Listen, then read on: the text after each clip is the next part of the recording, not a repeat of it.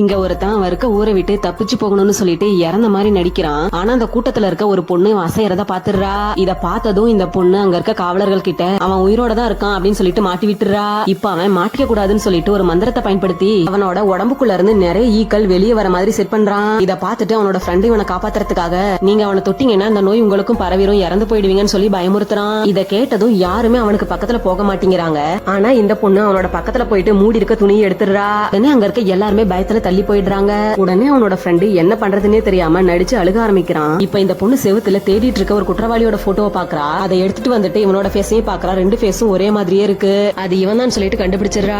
இப்ப இவன் வசமா மாட்டிக்கிட்டோம் அப்படின்னு சொல்லிட்டு எழுந்து உட்காந்துட்டு அவன் ஃப்ரெண்ட பார்த்து ஒரு சைகை பண்றான். உடனே அவனோட ஃப்ரெண்ட் அந்த ஊரோட எல்லைய பார்த்து அந்த வண்டியை ஓட்டிட்டு வேகமா ஓட ஆரம்பிக்கிறான். இத பார்த்துட்டு அங்க இருக்க காவலர்கள் ஈட்டிய அந்த வண்டியோட சக்கரத்துல விட்டுறாங்க. அதனால அந்த வண்டி இவனை ஊரோட என்ட்ரன்ஸ்க்கு வெளியே தூக்கி வீசுது.